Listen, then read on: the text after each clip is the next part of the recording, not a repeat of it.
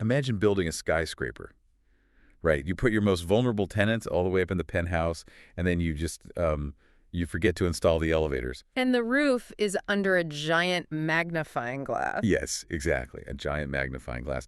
And that's exactly the high-stakes, literal life or death scenario we're looking at today. It Right. just happens to be taking place inside a tiny plastic gardening tray. So, welcome to today's deep dive. Thanks. I'm excited for this one. Me too. We are jumping into this fascinating journal entry today. It's titled Notes on Gardening, and it's written by a gardener named Ang, dated May 19, 2026. Yeah, and the subtitle of this entry is really what sets the whole stage for me. It says Part 899. Part 899. That is that's dedication. It really is. This isn't, a weekend hobby project or some beginner's first attempt at growing seeds on a kitchen windowsill. No, not at all. We are examining the 899th documented observation of this massive ongoing experiment. So our mission today is to, extract some profound lessons on resilience and adaptation and environmental design from this incredibly intimate microscopic battle against the elements. Okay, let's unpack this, because I know what you're thinking. Even if you aren't a gardener, even if you have literally never touched a bag of potting soil in your entire life, you are going to find this fascinating. Oh, absolutely. It is this perfect real-time case study in troubleshooting a failing system. So, just to ground us, what exactly is the core focus of Ang's 899th entry? Right. So the primary focus here is a very specific experiment. Ang is running with what they call deep seedling trays. Okay, deep trays. Yeah. We're analyzing this ultimate challenge of managing moisture within these specialized trays amidst some just wildly erratic weather conditions. Erratic is probably an understatement here. Truly, Ang is dealing with this hyperlocal microclimate that swings violently from these heavy dumping downpours directly into intense blazing afternoon sun. Just a complete whiplash for the plants. Exactly. And it is completely wreaking havoc on the seedlings. So to understand why Ang's seedlings are failing, we first really have to analyze the physical environment they were placed in, right? We're looking at the intersection of these deep trays and that surrounding microclimate. Spot on. And Ang makes it very clear in the text. The current setup just isn't working out. It gets far too hot under that blazing afternoon sun. Yeah, and it's a spatial and architectural problem just as much as it is a weather problem. How so? Well, the whole intention behind a deep seedling tray is to allow a plant to develop a really long, robust root system before it ever gets transplanted into the actual ground. Okay, that makes sense. You want strong roots. Right. But the water reservoir-like, the source of consistent hydration in a bottom watering setup, is located all the way down at the very base of that deep tray. Which brings us right back to that skyscraper analogy I mentioned earlier. Yes, the skyscraper. Right, so think of this deep seedling tray like a high-rise building. The water reservoir is essentially down in the basement. Yep. But you have these young, fragile seedlings, and they only have these really shallow roots so far. So they're basically stuck on the top floor. Stranded on the top floor. Exactly, stranded. And the blazing afternoon sun is just baking that topsoil dry. It's brutal. And the text actually highlights what I'd call a fatal timeline here. A fatal timeline. Yeah, because the core vulnerability isn't merely the presence of the heat. It's the fact that the heat creates a race. Oh, right. Ang notes that the soil simply dried out completely before the roots could grow deep enough to reach that bottom water reservoir. Wow. So it's a literal race against the sun. Exactly. And let's dig into the physics of why that happens for a second. Yeah, please do. So in a normal bottom watering setup, the soil acts sort of like a sponge. It utilizes something called capillary action. Capillary action, okay. Right. Water molecules basically bind to each other and to the soil particles, and this creates a continuous microscopic chain of moisture that essentially pulls water up from the basement reservoir against gravity. Oh, that's cool. Yeah, it wicks it all the way to the top. It basically forms a bridge of moisture. A bridge. Okay. But then the intense afternoon sun comes out Yeah, and it breaks the bridge. exactly. It vaporizes the top of that chain. Just completely severs it. Yeah, the heat is evaporating the moisture from the topsoil significantly faster than the capillary action can wick new water up from the bottom. So the chain breaks, the moisture recedes downward, and those shallow roots are just left in dry, hot soil. Completely disconnected from the basement reservoir. The elevator cables just snap. Yep. And Ang plainly states the result of losing this race, Without constant bottom watering, some seedlings didn't make it, they died. It's That's tragic, really. It is, because if the folks on the top flare can't get down to the basement and the automatic plumbing is broken, they perish. Yeah. So this complete failure of the tray's architecture forces a major shift in tactics. Aang has to completely reevaluate how water is being delivered to these plants. Yeah, and the notes reveal this necessary countermeasure.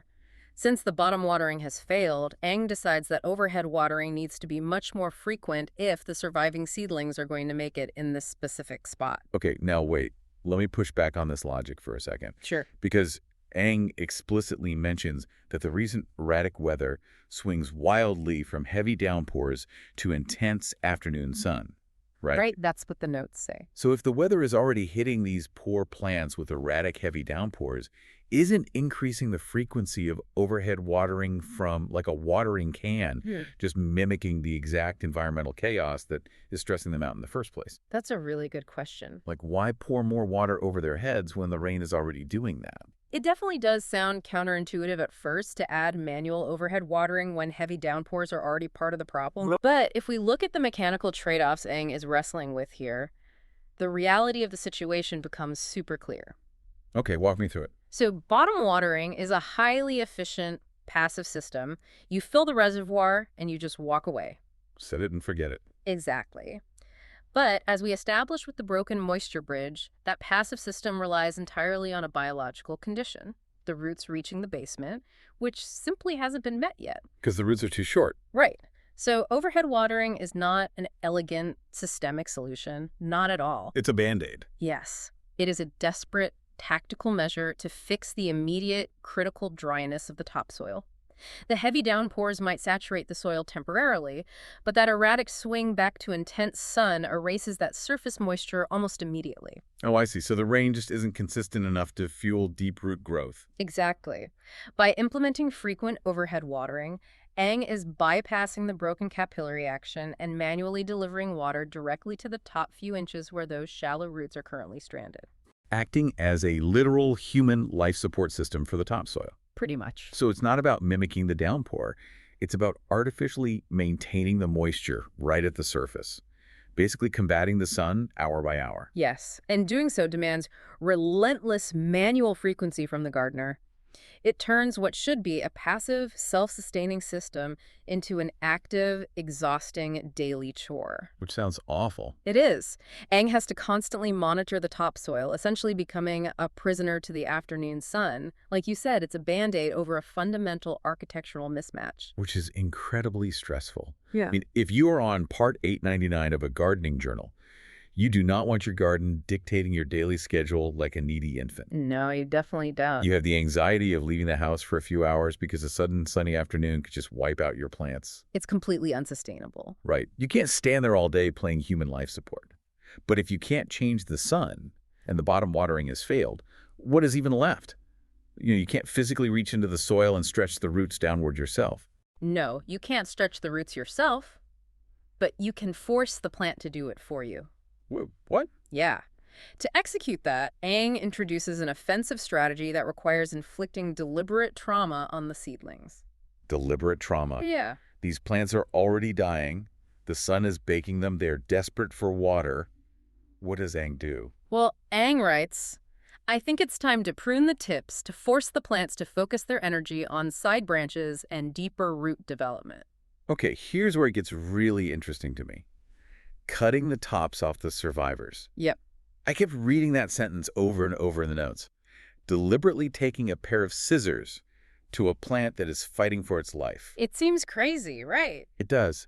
I was trying to wrap my head around the logic of destroying the top to save the bottom, and I realized it's exactly like a struggling startup company that suddenly pivots. Oh, I like that. Let's follow that logic. How does the startup pivot apply here? Okay, so imagine a tech startup that is desperately trying to grow its user base, right? They're reaching for the sun, trying to get as big and visible as possible. Expanding outward. Exactly. But their back-end servers, like their root system, can't handle the load. Yeah. They are burning through cash, the product is crashing, the company is dying. Sounds like a nightmare. It is. And a smart CEO doesn't just keep pouring money into marketing when the servers are on fire. They abruptly halt the outward expansion. Right. They pull back. They might even lay off the entire sales team. They cause immediate, deliberate trauma to the visible part of the company, effectively stunting its outward growth, so they can frantically shore up the internal infrastructure. That's a great way to frame it. They divert every dollar to rebuilding the server so the whole thing doesn't collapse. Yeah. So in this scenario, Aang's the CEO, halting the upward expansion of these seedlings. And if we connect this to the bigger picture of plant biology, the mechanics of that startup pivot map perfectly onto what Aang is doing. Really? Yep. How so? Yeah, so by severing the tip of the seedling, a process that gardeners often call pinching Aang is manipulating a biological mechanism known as apical dominance. Apical dominance. Exactly. So the tip of the plant, which is the apical bud, produces these hormones called auxins. Auxins, okay. And these auxins travel downward through the stem and actively suppress the growth of lateral branches and deeper root structures. Wait, they actively suppress the roots? Yes, because the plant's internal programming is entirely focused on vertical growth. This is called phototropism. It is completely obsessed with getting as tall as possible to outcompete its neighbors for sunlight. Oh, wow. So growing upward is the startup's marketing spend. Exactly. The plant is chemically blinding itself to the danger of the sun because it is hardwired to just reach for it. Right, but in this specific microclimate, growing taller is a literal death sentence. Because they get closer to the sun. Well, more height means more leaf surface area exposed to that intense afternoon sun, which means faster water loss through evaporation. Ah, that makes sense. And all that energy spent growing upward is energy that is not spent growing downward toward the water reservoir. So it's wasting resources on the wrong thing. Exactly. So by physically snipping off that top bud, Aang removes the source of the auxins.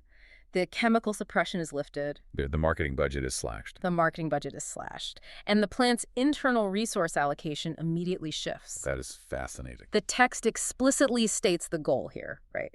To force the plants to focus their energy on side branches and deeper root development. Aang is basically using scissors to hack the plant's internal operating system. Acting as a chemical reset button. Exactly. Forcing it to stop growing up into the burning penthouse, and instead sending all of its energy downward at an accelerated pace so it can finally win that fatal race to the basement reservoir. Yep. I mean, it is a brilliant biological intervention. It is brilliant, yeah. Yeah. But hacking the plant's biology with a pair of scissors is also a massive red flag. Red flag. Yeah, because it proves that the environment is fundamentally hostile to the architecture of the deep trays. Oh, right. You can only play triage with human life support watering and chemical resets for so long before you have to ask yourself if you are just fighting a losing battle against the microclimate itself. Yeah, that makes a lot of sense. So having diagnosed the architectural mismatch, analyzed the hydration failures, and applied this surgical biological intervention, Aang steps back to evaluate the long-term viability of this entire setup. And the conclusion is definitive. Very definitive. Aang writes, "The usual spot for my seedling trays just isn't sustainable for long-term growth, especially with these deeper trays." You know, that phrase, the usual spot, carries a pretty heavy psychological weight. I thought the same thing. Right. It implies a history of success. It implies that for 898 previous iterations, or at least a lot of them, this specific location worked perfectly fine. But the introduction of a new variable, the deeper trays, completely broke the system. Completely broke it. So what does this all mean for Aang moving forward? Because the journal entry lays out two very distinct paths here. It does. Aang says, moving forward, I either have to commit to a much stricter watering schedule or find a better, more sheltered area for them to thrive. Right. And I feel like that poses a really fundamental question about system design. Do you brute force a solution through immense personal effort? Or do you just admit defeat to the microclimate and relocate? Well, the brute force option, the much stricter watering schedule Aang mentions, is the path of maximum resistance. Definitely. It's the sunk cost fallacy in action. That is Aang essentially saying, I'm going to fight this intense afternoon sun every single day. I'm going to stand here with my watering can, policing the topsoil moisture, and just fight nature through sheer willpower. Which sounds exhausting. It is. It manages a crisis, but it does not cultivate a thriving system. No. But the alternative path, finding a better, more sheltered area, that represents a really profound shift in thinking. It beautifully captures the essence of working with an environment rather than against it. Yeah, and giving up the usual spot probably means giving up a lot of convenience, too. Oh, for sure. Maybe the usual spot is right out the back door or close to the garden hose, you know. Oh. But the architecture changed. If you want to use deep trays to get deep roots, you have to provide a microclimate that doesn't vaporize the topsoil in an hour. Exactly. So relocating to a sheltered area is admitting that the plants need a break from that intense afternoon sun if they're ever going to establish those internal infrastructures. Right, because you cannot change the sun. No, you can't. You can only change how exposed your vulnerable systems are to it. By choosing to seek a sheltered area, Ang prioritizes the natural, healthy development of the plant over the comfort and convenience of the old routine. It's a harmonious choice. It really is. It aligns the physical environment with the chosen architecture. I just think it is a perfect encapsulation of problem solving. Absolutely. I mean, we started this deep dive with a few dying seedlings in a plastic tray, and through Ang's journal, we uncovered an incredibly complex web. We really did. We saw how the architecture of deep trays created a fatal race against topsoil evaporation. We broke down the mechanics of hydration, seeing how bottom watering failed and forced that exhausting daily chore of overhead watering. Right, and we explored the pruning paradox, dissecting the counterintuitive strategy of breaking apical dominance. Inflicting trauma on a plant to halt its upward growth. Exactly, just to force it to focus on its root infrastructure. And finally, we arrived at the crossroads between fighting the environment with a punishing schedule or adapting to it by abandoning the usual spot for a location that actually supports the system. It's a lot from one journal entry. It is. And I think Ang's 899th journal entry proves to you, the listener, that even the most everyday pursuits require constant mindful adaptation. You have to be willing to observe, admit when a system is failing, and change your strategy when the environment shifts. I completely agree. And, I'd challenge everyone listening to think about the deep trays you might be operating within right now. Oh, that's a good point. Right. When you feel like you are drying out, when you are struggling to thrive despite putting in constant, exhausting effort, you have to ask yourself, is it because you lack the capability to succeed? Probably not. Exactly. Or is it simply a mismatch between your current root depth and the harsh microclimate you've placed yourself in? Wow. Because sometimes the answer isn't to work harder or commit to a stricter, more punishing schedule. Sometimes you just need to grant yourself permission to move to a more sheltered spot while you establish your roots. Sometimes you just have to move out of the blazing sun. I love that. Well, thank you for joining us on this deep dive. We'll be back next time as we continue to unpack the fascinating systems hidden in plain sight.